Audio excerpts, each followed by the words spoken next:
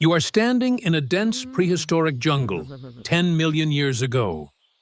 The air is thick. You spot a bruised, rotting fruit on the ground.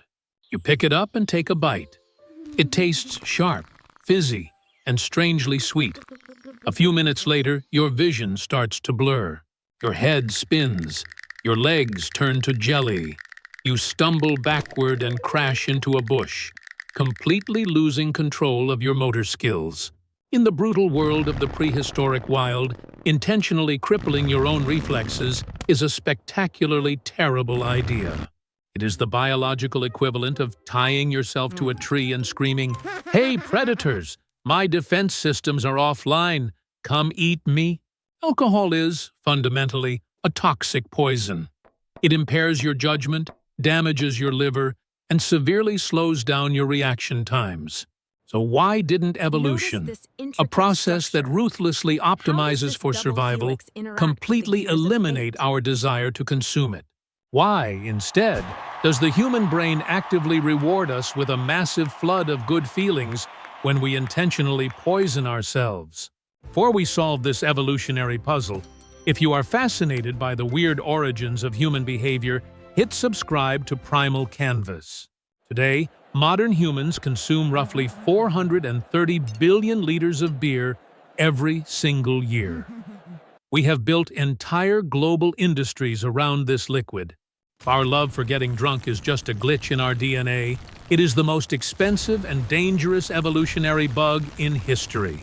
You might think, well, our ancestors drank to relieve the intense stress of their harsh lives. But that theory simply does not hold up. Studies of hunter-gatherer societies show they actually worked far fewer hours than you do today. They did not have a stressful 9-to-5 office job to escape from. Or maybe they just drank for fun. The harsh truth is, nature does not care about your fun. Evolution only cares about survival and reproduction. To understand the origin of this toxic love affair, we have to rewind the clock and look at a creature known as the drunken monkey. 10 million years ago, our primate ancestors lived mostly in the trees, eating fresh, ripe fruit. But as the Earth's climate cooled, forests shrank. Food became scarce, forcing some of these apes to climb down to the forest floor. Down here, the fruit wasn't fresh. It was bruised, overripe, and fermenting in the warm sun. It was full of ethanol. For most animals, ethanol is just a toxic byproduct of rotting. Eating it means getting sick, getting slow, and getting eaten.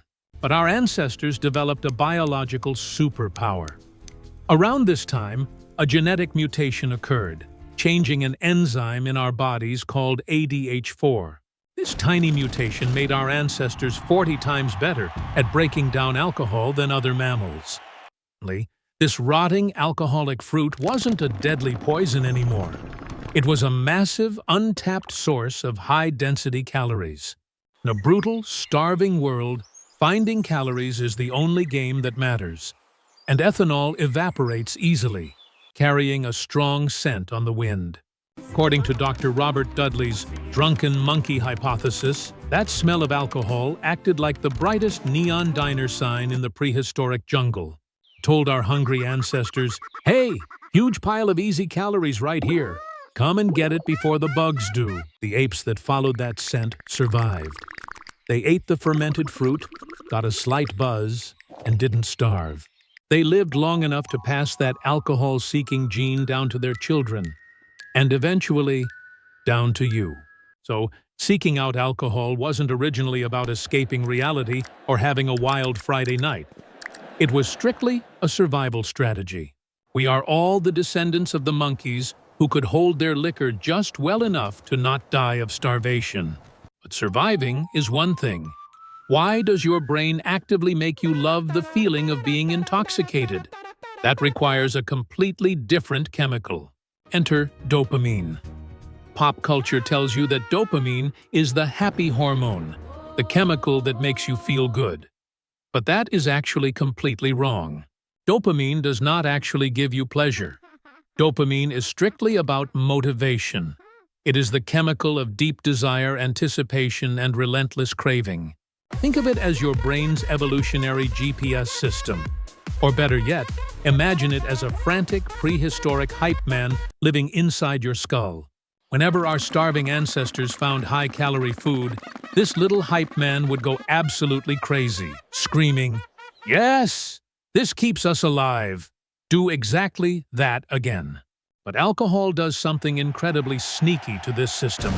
Ethanol directly hacks into this ancient reward circuitry, causing an artificial and massive spike in dopamine. It floods your brain alongside endocannabinoids, which are the actual chemicals responsible for making you feel relaxed, euphoric, and socially bonded to others. So, when our early caveman ate that fermented fruit, his brain did not just register a meal. It registered a profound, mind-altering, evolutionary victory. The dopamine hype man grabbed the microphone and announced to the nervous system that this intoxicating poison was the greatest survival tool ever discovered. It chemically locked the behavior in. Your primitive brain permanently learned that this dizzy, blurry, spinning feeling equaled a massive, life-saving caloric success. This is the ultimate evolutionary trap. We are biologically wired to seek out intoxication because, for millions of years, intoxication literally meant survival. It was a flawless biological system back when alcohol was extremely rare, only found by chance in a few rotting fruits on the jungle floor. You could not really get addicted back then because the prehistoric jungle simply did not have an unlimited, readily available supply of fermented berries. Humans are not just biological machines. We are engineers. We observe, we adapt, and we figure out how to artificially multiply our rewards. Eventually, we stopped waiting around for nature to accidentally drop fermented fruit from the canopy. We decided to take matters into our own hands. We moved from being lucky foragers to master brewers. And the earliest evidence of this incredible shift is buried in a very unexpected place. In 2004, archaeologists analyzed ancient pottery shards from a Neolithic village in Jiahu, China, dating back a staggering 9,000 years. Inside the clay pores, they found chemical traces of a fermented mixture made of rice, honey, and hawthorn fruit. This was not an accident. This was a highly specific, intentionally crafted recipe. Humans had become master brewers. But why? As humans shifted from wandering tribes to settled agricultural villages, local populations absolutely exploded. Being in tight quarters with hundreds of other humans is incredibly stressful. Evolution had not prepared our brains for this level of social friction. Without a way to decompress, early villages were powder kegs of tension, ready to explode into violence over minor disputes. Enter alcohol. For these early settlements, fermented drinks became the ultimate social software update, designed to prevent the community from killing each other. Because alcohol temporarily suppresses the amygdala, the brain's fear and threat center, it forced wary, stressed humans to drop their guards. Early humans literally drank from the same communal vats using long reeds. Sharing the dizzying effects built deep artificial trust. There is even evidence near Göbekli Tepe in Turkey, suggesting hunter-gatherers brewed massive vats of beer specifically for monumental stone-building projects. Turned exhausting, back-breaking labor into a giant, chemically rewarded festival. The dopamine hype man was now cheering for teamwork. Intoxication shifted from a desperate search for calories into a sacred ritual. Shamans used it to alter their consciousness and speak to the gods. Alcohol was the social lubricant that allowed human beings to cooperate in large enough numbers to actually build civilization itself. For thousands of years, this balance worked perfectly. Brewing was difficult, time-consuming, and mostly reserved for special communal events. But what happens when you take that ancient, calorie-starved, dopamine-driven ape brain and drop it into the modern world? You get an evolutionary mismatch. For 99% of human history, calories were incredibly rare and hard to find. Today, they are everywhere. When you walk down a liquor aisle, your primitive brain doesn't see poison. It sees the ultimate jackpot, and the dopamine hype man screams, "Drink everything! We will never starve again." It is an ancient survival reflex, dialed up to 1,000,000. And we didn't stop at fermented berries. We learned to distill, turning a mild 2% buzz into 40% pure, unadulterated chemical hacking. This is why addiction is so incredibly powerful. It is not a modern weakness of character. It is your biology doing exactly what it was programmed to do, just in the entirely wrong environment. The software that saved us in the Ice Age is glitching out in the modern world.